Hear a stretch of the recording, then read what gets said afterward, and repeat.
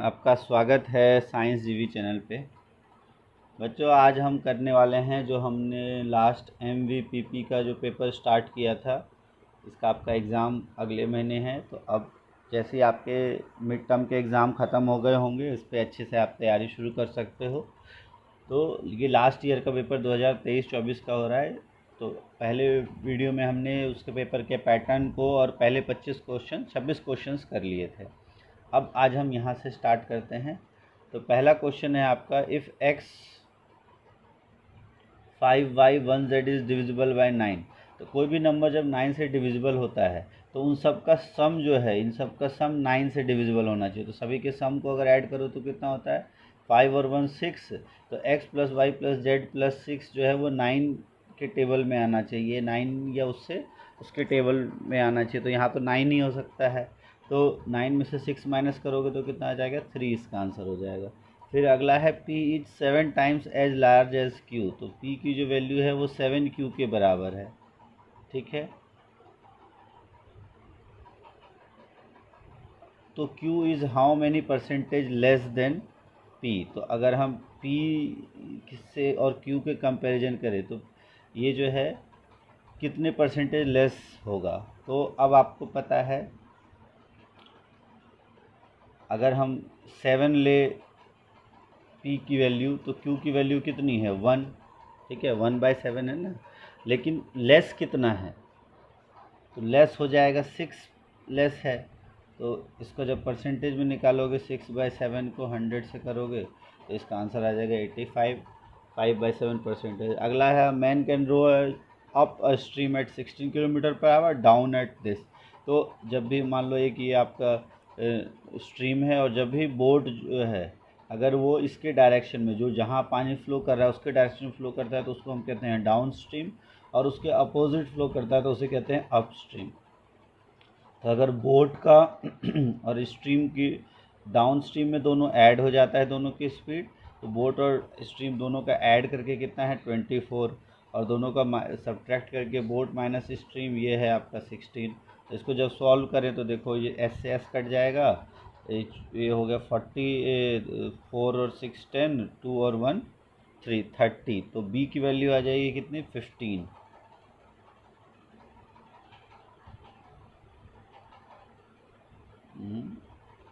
इनको ऐड करो तो 4 और सॉरी ये 40, बी की वैल्यू आ गई आपकी 20।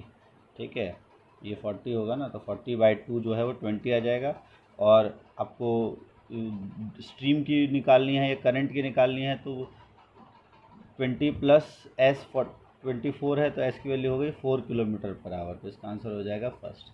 अगला है, प्रतीप जो है वो 45 किलोमीटर पर आवर से जर्नी करता है और 40 किलोमीटर पर आवर से वापस आ जाता है। तो टोटल डिस्टेंस इसने कितना कवर किया। तो अगर हम देखें, सबसे पहले तो ये मान लो ए से ये बी तक गया है। ठीक है, ए से बी तक गया है और 45 किलोमीटर पर आवर इसकी स्पीड थी, और आने की स्पीड जो है वो 40 किलोमीटर पर आवर है, और इसने 1 घंटा ज़्यादा लिया है। तो अब अगर हम देखें स्पीड का फॉर्मूला, अगर आप देखो स्पीड का फॉर्मूला क्या होता है, स्पीड होता है आपका डिस्टेंस अपॉन टाइम, और टाइम हो जाएगा आपका डिस्टेंस अपॉन स्पीड। ठीक है, और यहाँ दोनों का डिफरेंस किसका दिया हुआ है, डिस्टेंस तो सेम है, टाइम का डिफरेंस दिया हुआ है। तो इसको अगर आप थोड़ा सा यहाँ देखें, ऐसे क्वेश्चन को किस तरह सॉल्व किया जाता है। यहाँ पे आपका टाइम सेम है, डिस्टेंस सेम है, स्पीड अलग अलग है, टाइम और स्पीड अलग है।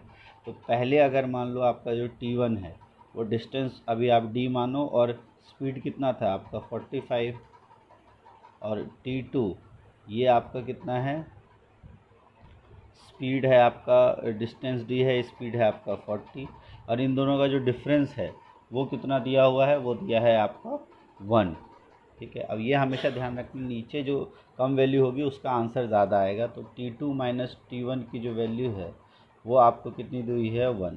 ठीक है, अब इसमें से हम निकाल दो, तो अगर आप देखोगे तो 1 is equal to D/40 minus D/45। तो D कॉमन अगर आप ले लेते हो,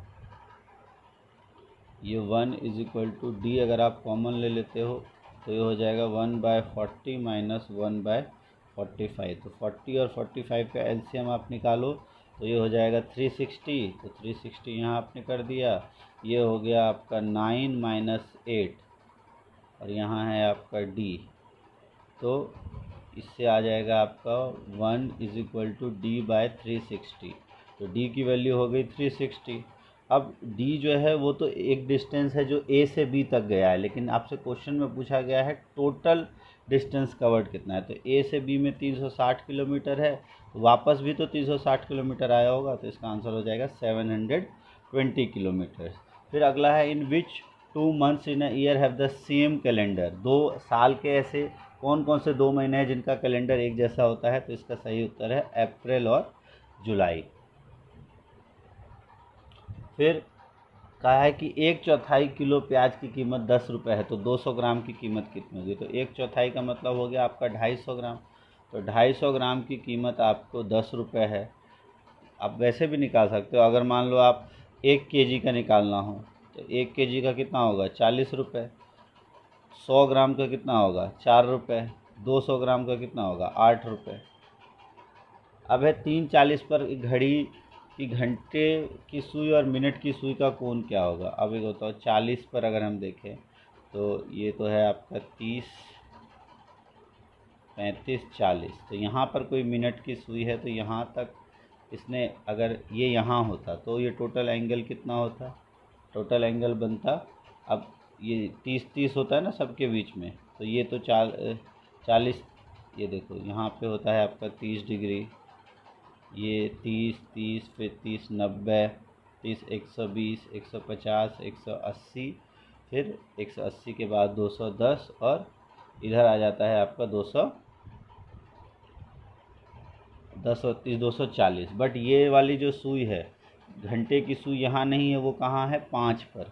तो अगर 5 पे होती, मान लो आपको कितना, सॉरी 3:40 पे, 3 पर अगर होती, 3 पर होती तब इसके बीच में एंगल कितना होता, देखो 1, 2, 3, 4, 5, तो अब होता कितना 150। लेकिन अब ये 40 मिनट हुआ है तो उसके हिसाब से अब 60 मिनट में जो घंटे की सुई है वो 30 डिग्री घूमती है। तो 60 मिनट में अगर 60 मिनट में 30 डिग्री वो टर्न करती है तो 40 मिनट में कितना करेगी, तो 20 डिग्री। तो ये 20 डिग्री और कवर कर लेगी, तो यहाँ सिर्फ 10 डिग्री बचेगा। तो अब अगर जोड़ो तो 30 और 30 60, 30 90, 30 120 और 10 130। तो इसका सही उत्तर हो जाएगा 130। फिर इसमें है संख्याओं के दिए गए क्रम में गलत संख्या को निकालना है, तो डिफरेंस निकालो इसका देखो डिफरेंस कितना होता है। तो 12 में से 6 गया 6 और 7 में से 6 में से 5 गया 1, 16। इसका देखो तो 18, यहाँ हो जाता है आपका 20 का, यहाँ हो जाता है 22 का, यहाँ होना चाहिए 24 का, लेकिन यहाँ जो डिफरेंस है वो 18 का है, तो यही हमारा गलत है। तो ये उत्तर हो जाएगा, इसकी जगह हमारा 24 का डिफरेंस होना चाहिए और होता ये 156। अगला है 1200 लड़के और 800 लड़कियाँ एक ही परीक्षा में बैठते हैं, 45% लड़के और 40% लड़कियाँ अनुत्तीर्ण होती है। तो सबसे पहले 1200 का 45% निकाल लो। तो 1200 का 45% कितना हो जाएगा, तो जब आप निकालोगे 45 गुना 4 होता है आपका 180 और ये हो गया आपका 540। ठीक है, 800 का 40% हो गया 320। तो टोटल जो पास हुए हैं वो कितने हो गए 6, 5, 3, 8, 860 जो है वो टोटल पास हुए। टोटल बच्चे हैं 2000 दोनों मिला के, तो ये इतने पास हुए हैं। तो फेल कितने हुए हैं, तो इसमें से इसको माइनस कर दोगे तो हो जाएगा आपका 1140। और 1140 2000 में इसका कितना प्रतिशत है तो वो आप निकाल लो। तो इससे निकालोगे तो ये 2 जीरो से 2 जीरो कट जाएगा, इस जीरो से ये जीरो कट गया, 257। तो 57% इसका आंसर आ जाएगा। 36वां क्वेश्चन है कि अरुण की वर्तमान आयु में से 6 वर्ष घटा दिया जाए और शेष को 18 से विभाजित कर दिया जाए तो उसके पोते आरव की वर्तमान आयु प्राप्त हो जाती है। आरव मदन से 2 वर्ष छोटा है जिसकी आयु 5 वर्ष है, तो अरुण की उम्र क्या होगी। तो अगर हम सबसे पहले देखें, आरव जो है वो मदन से 2 वर्ष छोटा है जिसकी आयु 5 वर्ष है। तो मदन की आयु 5 वर्ष है और आरव उससे 2 वर्ष छोटा है, तो आरव की आयु कितनी हो गई 3।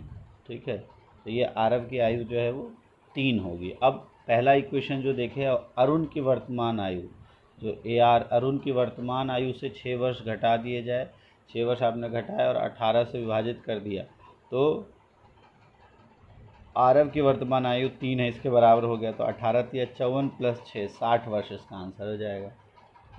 अगला है एक टिन और उसमें मौजूद कुकीज़ का कुल वजन 20 किलोग्राम है। 3/4 कुकीज़ खाने के बाद, जैसे मान लो टिन और कुकीज़ इन दोनों का वजन है 20 किलोग्राम। 3/4 कुकीज़ खा लिया। अब टिन का वजन तो सेम है, बट 3/4 कुकीज़ खाने के बाद कितना कुकीज़ बचा? 1/4 कुकीज़ बचा। तो 3 + 1/4 कुकीज़ का जो वजन है वो है 8 किलोग्राम। तो इसका मतलब जो डिफरेंस आया 12 किलोग्राम का, ये किसके बराबर है? ये 3/4 कुकीज़ के बराबर है। तो 3/4 से 12 के बराबर है, तो ये 3 चौके, तो कुकीज़ का कुल वजन जो है वो 16 के बराबर था, तो टिन का वजन कितना हो जाएगा? 4 किलोग्राम। अगला है एक स्कीम में 50 अंकित मूल नूडल्स का एक पैकेट 44 में उपलब्ध है। यह अभी भी दुकानदार को 10% का लाभ देता है, तो लागत मूल्य क्या होगा? अब अंकित मूल्य कितना है? 50, और एक पैकेट 44 में उपलब्ध है और दुकानदार को 10% का लाभ देता है। तो एक होता है 44 जो है वो 10% का लाभ दे रहा है, मतलब 110% के बराबर है। तो 100% जो है वो किसके बराबर हो जाएगा? 40 के बराबर, सॉरी 40 के बराबर। देखो ये 11 चौके 40, तो 10% 40 के बराबर, तो 10% 4 के बराबर, तो 100% 40 के बराबर। तो इसकी जो CP है वो कितना है? 40। तो अब आपको बताना है कि पैकेट का लागत मूल्य क्या है, तो लागत मूल्य कॉस्ट प्राइस हो जाएगा 40। फिर इसमें लुप्त संख्या निकालना है। अब इसमें अगर हम देखें तो पहले अगर डिफरेंस निकालते हो, यहाँ 2 का डिफरेंस है, इसमें अगर डिफरेंस निकालते हो तो ये कितना है? 14 का डिफरेंस है। फिर इसमें अगर डिफरेंस निकालते हो तो हो जाएगा 5 में से 1 गया 4, 5 में से 2 गया 3, 34 का डिफरेंस है। अब कुछ पैटर्न यहाँ दिख रहा है, यहाँ 12 का गैप है इन दोनों के बीच में, इन दोनों के बीच में देखो तो आप 20 का गैप है। फिर अब तो इसमें से आपको पैटर्न नहीं समझ में आ रहा है, तो जब भी ऐसे क्वेश्चन हो तो थोड़ा सा हमको एक स्टेप आगे सोचना होता है। स्क्वायर्स का देखो, इनके डिफरेंस में स्क्वायर्स का कहीं है, तो अगर आप ध्यान से देखो तो ये जो 14 हो, चाहे 36 है, चाहे 2 है, ये सभी स्क्वायर से 2 कम है। जैसे ये 2 के स्क्वायर से 2 कम है, ये 4 के स्क्वायर से 2 कम है, ये 6 के स्क्वायर से 2 कम है। तो अगला जो है वो 8 के स्क्वायर से 2 कम होगा, तो 8 का स्क्वायर होता है 64, इसमें से 2 माइनस करोगे तो हो जाएगा 62। तो इसमें आप 62 ऐड करो तो कितना हो जाएगा? 5 और 2 7, और 5 और 6 11, तो 117 हो जाएगा। फिर अगला फिर भी देखते हैं, तो 6 के बाद होना चाहिए 8, 8 के बाद होना चाहिए 10 का, तो 10 का स्क्वायर होता है 100, 100 में से 2 माइनस करोगे 98, इसमें 98 ऐड करोगे तो क्या 215 आता है? तो बिल्कुल आता है, तो इसलिए हमारा आंसर हो जाएगा 117। तो ऐसे क्वेश्चन में थोड़ा सा आपको एक्स्ट्रा चलना होता है लेके। फिर है गाय और बत्तखों के एक समूह में पैरों की संख्या सिर की संख्या के 2 गुने से 30 अधिक है। समूह में गायों की संख्या कितनी है? अब अगर हम देखें, बत्तख के 2 पैर होते हैं और गाय के 4 पैर होते हैं, ठीक है, 4 काउस के पैर हैं। सिर की संख्या के 2 गुने से 30 अधिक है। अच्छा, सिर जो है वो दोनों के बराबर हैं, तो पैरों की जो संख्या है गाय और बत्तखों के समूह में पैरों की संख्या सिर की संख्या के 2 गुने से 30 अधिक हैं।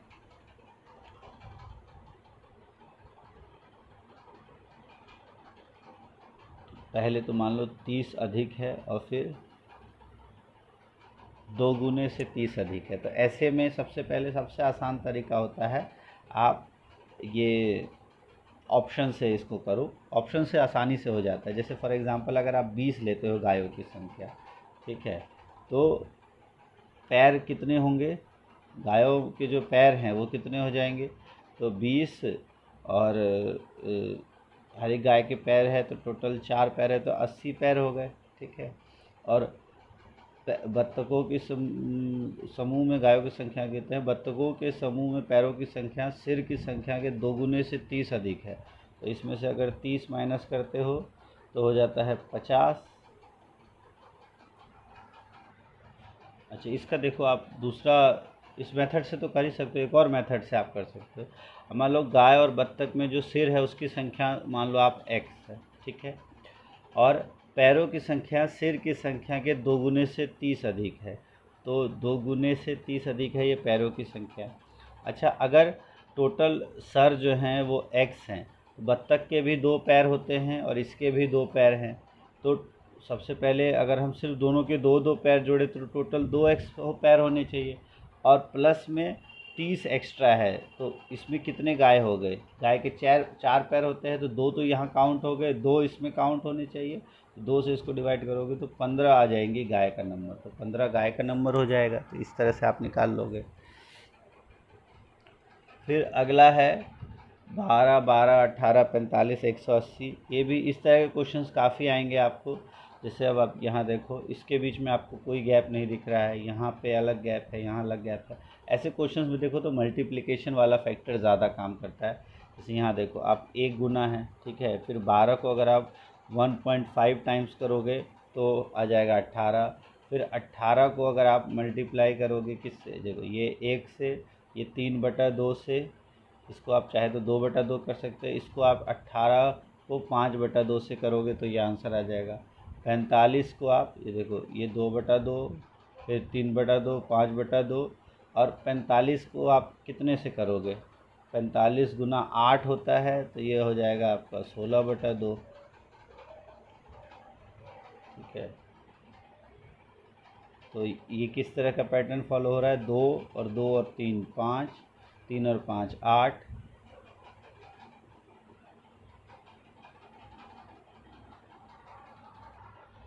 नहीं सॉरी, ये 45 गुना 4 ही होगा ना, तो ये 8/2 हो जाएगा। ठीक है, तो 2, फिर 3, 3 के बाद 3 और 2 5, 5 और 3 8, तो 1 का गैप, फिर 2 का गैप, फिर 3 का गैप, और फिर 4 का गैप होगा यहाँ। तो 8 और 4 12, 12/2, तो 12/2 कितना हो जाता है? 6। तो 180 को 6 से मल्टीप्लाई करेंगे तो 18 छिक्के 8 छिक्के 48 और 108, तो 1080 इसका आंसर हो जाएगा। ठीक है, एक बार मैं दोबारा समझा देता हूँ सही से, अगर आपको नहीं समझ में आया है एक बार दोबारा ध्यान से समझ लो इसको किस तरह से करेंगे। देखो, सबसे पहले देखो तो 1 टाइम्स है, 1 गुना है। फिर देखें तो 1/2 टाइम्स मतलब 3/2 है। इधर देखें तो 2.5 गुना है, मतलब 5/2 समय है। फिर अगर 1 को हम 2/2 भी लिख सकते हैं, तो 2/2, 3/2, 5/2, और ये जो है आपका 4 गुना है, मतलब 8/2। तो पैटर्न अगर देखो तो 2, 1 का गैप 3, फिर 2 का गैप 5, फिर 3 का गैप 8, तो 1 का गैप, 2 का गैप, 3 का गैप, फिर 4 का गैप निकालेंगे तो 8 में 4 का गैप होता है 12, 12/2 हो जाएगा 6। तो 180 को इस 12/2 से मल्टीप्लाई करोगे तो हो जाएगा आपका 108, 1080। तो ये आंसर आ जाएगा आपका। अगला क्वेश्चन है 3, 7, 23, 95। ऐसे क्वेश्चन में भी अगर आप देखो तो देखो, यहाँ भी मल्टीप्लिकेशन का खेल है। जब भी नंबर्स में ज़्यादा डिफरेंस आ जाए तो वहाँ प्लस माइनस नहीं होता, वहाँ मल्टीप्लिकेशन या डिवीजन का कुछ रोल होता है। अब देखो, इसको मल्टीप्लाई करते हैं तो 3 को 2 बार मल्टीप्लाई किया, 1 ऐड किया। ठीक है, फिर 7 को 3 बार मल्टीप्लाई किया, 2 ऐड किया। फिर 23 को आपने 4 बार मल्टीप्लाई किया, 3 ऐड किया। ठीक है, तो क्या देख रहे हो? 2 1, फिर 3 2, 2 से मल्टीप्लाई करके 1 ऐड किया, 3 से मल्टीप्लाई करके 2 ऐड किया, 4 से मल्टीप्लाई करके 3 ऐड किया। तो हम 5 से मल्टीप्लाई करके 4 ऐड करेंगे, तो इसको 5 से मल्टीप्लाई करके फिर 4 ऐड करेंगे, तो 5 5 जो 25 और 4 9, तो लास्ट में 9 आना चाहिए, तो 479 इसका आंसर हो जाएगा। फिर 43 क्वेश्चन है, अल्फ़ा बीटा ने एक व्यवसाय में 4:1 के अनुपात में निवेश किया। कुल लाभ का 20% दान में जाता है। अल्फ़ा का लाभ का हिस्सा 16% है। अब तो कुल लाभ क्या है?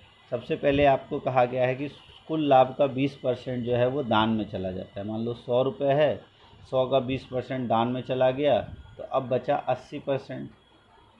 अब 80 में से 4:1 का अनुपात अगर करेंगे, क्योंकि जितना हिस्सेदारी है उसी हिसाब से प्रॉफिट भी होगा, लाभ भी होगा, तो 4:1 करेंगे तो 1 हो जाएगा। 4 और 1 को ऐड करोगे तो 5, तो 16 गुना 5 80 होता है, तो 5 गुना 1 तो हो जाएगा आपका 16, और ए जो 4 गुना हो जाएगा 64। इतने प्रतिशत होना चाहिए। अब अल्फ़ा का लाभ का हिस्सा 16 जो है 1600 के बराबर है, तो आपको कुल लाभ कितना? 100 था, तो कुल लाभ 100, 16 जो है वो 1600 के बराबर है। 16 है ना, 16 चौके 64, तो कुल लाभ कितना होगा? अच्छा नहीं नहीं सॉरी, यहाँ एक थोड़ा सा गड़बड़ है। जो अल्फ़ा है, अल्फ़ा का ये है और बीटा का ये हिस्सा है। तो अल्फ़ा का लाभ का हिस्सा 4:1 होना चाहिए। तो 4 जो है 64 की वैल्यू जो है वो 16 के बराबर है। ठीक है, तो 64% की वैल्यू 16 के बराबर है। तो 1% हो गया आपका 16/64, और 100% के लिए आप 100 से मल्टीप्लाई कर दोगे तो 16 एकम 16 चौके 64, 4 गुना 25, तो आंसर 2500 आ जाएगा।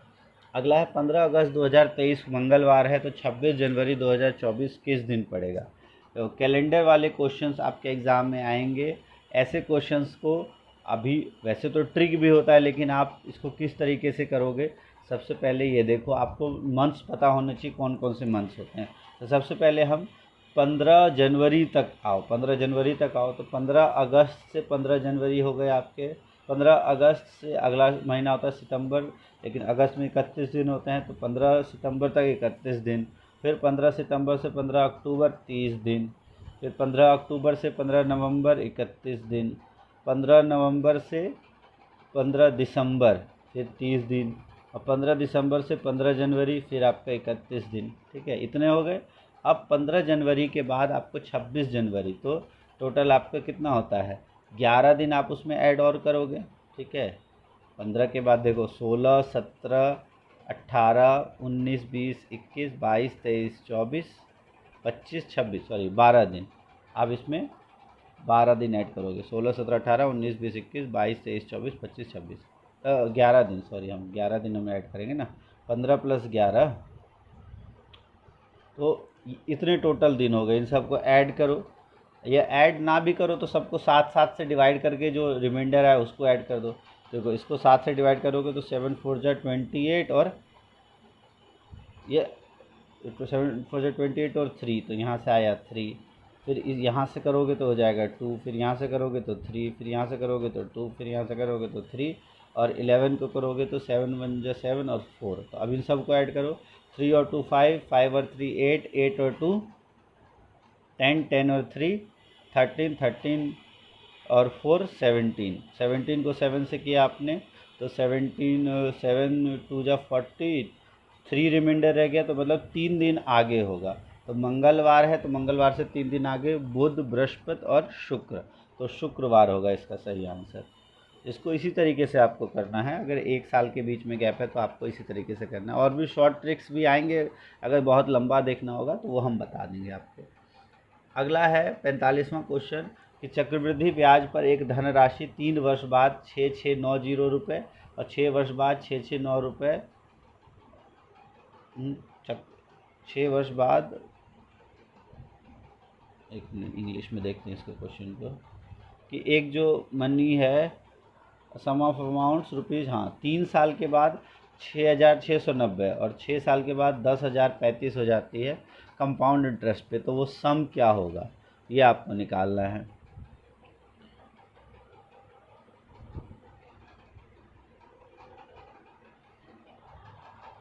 तो अब इसको करने का तरीका आप फार्मूले वाइज अगर लगाओ, आपको रेट भी नहीं पता है, कुछ भी नहीं पता है, तो फार्मूले में पहले आप पुट करो।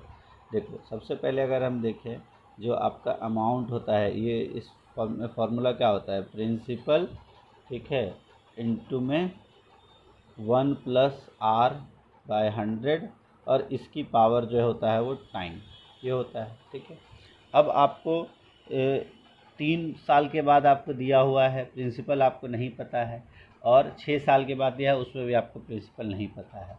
तो अगर आप प्रिंसिपल दोनों को कंपेयर, या दोनों का अगर आप रेशियो निकाल लेते हैं, फॉर एग्ज़ाम्पल ये A1 मतलब 6690 और डिवाइडेड बाय 10035, इसका अगर आप रेशियो निकालते हो तो ये P, जब आपको सम निकालना है ना तो P से तो वो कट जाएगा, रेट आपका आ जाएगा उससे निकाल लोगे, तो P इंटू 1 + R/100 की पावर, पहले ऊपर वाला 3 हो जाएगा, नीचे P इंटू 1 + R/100 की पावर 6। तो यहाँ से P कैंसिल हो गया। इसका जब रेशियो आप निकालते हो तो अगर आप देखो इसका, इन दोनों का रेशियो क्या हो जाएगा, और ये 3 टाइम्स हो गया यहाँ से। अब यहाँ से अगर हम निकालें, अब 5 हाँ, तो ये 9 से 6 6 12 3 से जाता है तो 3 2 जा 6, 3 2 जा 6, 2 2 3 0। 3 से अगर इसको करते हो तो 3 3 जा 9 1, 3 3 जा 9, फिर 1 3 4 जा 12, 3 5 जा 15, ये हो गया। अब और आगे अगर आप करते हो 5 से अगर करो तो 5 4 जा 20, 2 3, 5 4 जा 20 और ये 6 आ गया। फिर 5 से अगर करते हो तो 5 6 जा 30 और फिर हो गया आपका 3 4, तो 5 6 जा 30 और 6 6 9। तो अब अगर आप देखो 6 6 9 और वहाँ आपका 4 4 6 हो गया है।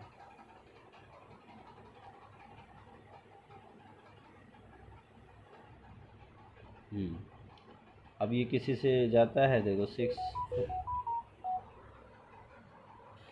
अब इसमें अगर देखें इन दोनों में तो ये तो आपको 223 से डायरेक्ट दिखा रहा है, ये 223 से 2 टाइम्स में जा रहा है और ये 223 से 3 टाइम्स में जा रहा है, तो 2/3 हो गया।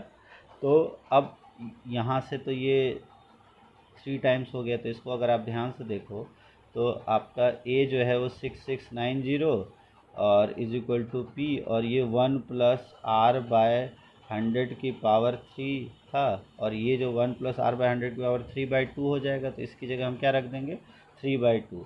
तो 6690 is equal to P into 3/2, और फिर यहाँ से जब निकालोगे तो इसको 2 से मल्टीप्लाई करके 3 से डिवाइड कर दोगे, 3 से इसको डिवाइड कर 2 से मल्टीप्लाई किया तो पी आ जाएगा, यहाँ से हटा के तो 3 हो जाएगा। 3 2 जा 6, 3 2 जा 6, 3 3 2 2 3 को आप इससे मल्टीप्लाई करोगे तो 4 4 6 0 इसका सही उत्तर हो जाएगा। अब ये ध्यान रखना, आपको इस तरह के जो क्वेश्चंस आएंगे, ऐसे क्वेश्चंस आपको कम से कम 2 से 3 क्वेश्चंस आपको ऐसे मिलेंगे जिसमें एक ग्राफ से आपको 4 से 5 क्वेश्चंस पूछे जाएंगे, और ये काफ़ी आसान होता है इसमें स्कोर करना। अब अगर देखो इसमें क्या कहा गया है कि आपको ये बार ग्राफ दिया है, 3 कंपनियों ABC के द्वारा उत्पादन दिया है लाख टन में, बस इसी के आधार पे आपको प्रश्न का उत्तर देना है। क्या है, वर्ष 2019 से वर्ष 2023 तक कंपनी बी के उत्पादन में कितने प्रतिशत वृद्धि हुई है। अब 19 आप देखो, 19 से 23 में, तो 19 में कितना है, आपको किसका देखना है, ABC, आपको बी का देखना है, ठीक है। तो बी का 19 में था 50, ठीक है, बी का 19 में था 50 और 23 में हो गया है कितना 100। तो 19 से 23 में 50 से 100 हो गया है, तो कितने परसेंट की वृद्धि हुई, तो 100% की वृद्धि हुई, ठीक है। अगला है 19 से 23 में औसत उत्पादन किन कंपनियों या कंपनियों का अधिकतम था। तो औसत उत्पादन के लिए आप क्या करोगे, सभी को ऐड करोगे और फिर टोटल उससे माइनस करोगे। तो पहले एक अगर हम देखें औसत उत्पादन, तो सबको ऐड करो, तो 60 और 90 150, 150 और 50 200, फिर 200 और 100 300, 300 और 80 380, ठीक है। ए का टोटल 380 हुआ, बी का टोटल अगर आप देखो तो कितना होता है 50 और 70 120, 120 और 70 190, 190 और 80, 190 और 80 हो गया आपका 270 और ये 100, तो ये हो जाएगा आपका 370। फिर सी का अगर आप देखो तो 70 और 80 150, 150, 150 और 90 हो जाएगा आपका 240, 240 और 70, ये हो जाएगा आपका 310 और 70 380। तो अब अगर देखो टोटल प्रोडक्शन ए और सी का सेम है, तो औसत उत्पादन ए और सी का सेम होगा, क्योंकि साल बराबर है तो ए और सी का सेम होगा। अगला है पिछले वर्ष की तुलना में कंपनी बी के उत्पादन में प्रतिशत वृद्धि या गिरावट किस वर्ष में अधिकतम थी। सबसे ज़्यादा डिफरेंस बी में देखें तो कब कब आया है, एक वर्ष के गैप में, तो बी में यहाँ 50 से हो गया है 70, यहाँ 20 का गैप आया है, यहाँ 70 से 90, यहाँ भी 20 का गैप आया है, ये 90 से अगला देखें तो 90 से 80 यहाँ 10 कम हुआ है, और 80 से 100 यहाँ 20 बढ़ा है। तो सबसे ज़्यादा जो प्रतिशत में गैप है कम से बढ़ा है तो 50 से 70, 20 का गैप है, लेकिन 50 के रिस्पेक्ट में 20 का गैप अधिक है, ठीक है। तो 50 से 20 में तो 19-20 में आया है, तो 2020 में सबसे अधिक आया है। उसके बाद है कंपनी सी के उत्पादन का कंपनी बी के उत्पादन का प्रतिशत कितना है, किस वर्ष में अधिकतम है। कंपनी सी और कंपनी बी का अगर आप देखो तो किस वर्ष में अधिक है, अगर हम कंपैरिजन करें सी और बी में, तो क्या कहा गया आपको, कंपनी सी का उत्पादन कंपनी बी के उत्पादन से प्रतिशत डैश वर्ष में अधिकतम है। बी और सी में देखो तो ये 50 और 70, यहाँ 70 80, यहाँ 70 90, ये 80 70, ये 100 और 70, तो सबसे ज़्यादा यहाँ 20 का गैप है और यहाँ 30 का गैप है। तो अब इसमें आपसे पूछा गया है क्वेश्चन, एक बार ध्यान सुनो, कंपनी सी के उत्पादन का कंपनी बी के उत्पादन से किस वर्ष प्रतिशत अधिकतम है। बी के उत्पादन से अधिक है तो बढ़ाना बताया है, तो 50 से 70, तो 2019 इसका आंसर हो जाएगा। फिर है वर्ष 2021 से 23 के दौरान कंपनी ए के औसत उत्पादन का उस अवधि के लिए कंपनी बी के औसत उत्पादन से अनुपात है। अब यहाँ भी हमने लिखा था, तो इन दोनों का अनुपात आप निकाल दो, तो अगर आप देखोगे तो 38/37 का अनुपात आ जाएगा, ठीक है। और नहीं 2021 से 23, सॉरी 2000, ये तो हमने 2019 से 23, 21 से 23 का निकालो ए और बी का, तो 21 ए है 50, 50 और 100 150, 150 और 180, ये हो जाएगा आपका 230।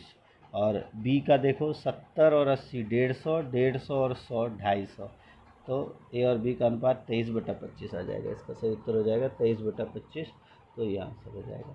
तो ये टोटल अभी 25 क्वेश्चंस इस वीडियो में हमने कर लिए। 50 क्वेश्चंस टोटल हो गए हैं पार्ट ए के, जो मैथ है आपका। और आपको चाहिए तो अगर आपको ये वीडियो अच्छी लगी है तो कमेंट ज़रूर करो कि आपको किस तरह का लग रहा है वीडियो, तभी हम और वीडियो बना पाएंगे। अगर आपको ये वीडियो पसंद नहीं आ रही है तो बनाने का कोई फ़ायदा नहीं है, आप इसको शेयर नहीं करोगे तो कोई फ़ायदा नहीं है। अपने दोस्तों तक शेयर करो, और अगर अच्छी लगेगी तब हम आपको और वीडियोस जो है 50 क्वेश्चंस हो गए, 50 क्वेश्चन और सॉल्व करके हम फिर 2 वीडियो में और जल्दी से जल्दी लेके आएंगे। पहले इसका रिस्पांस अच्छा आएगा तभी, तो फटाफट इसको लाइक करो, शेयर करो अपने दोस्तों तक, ठीक है, और तैयारी करते रहो। Thanks for watching science zero.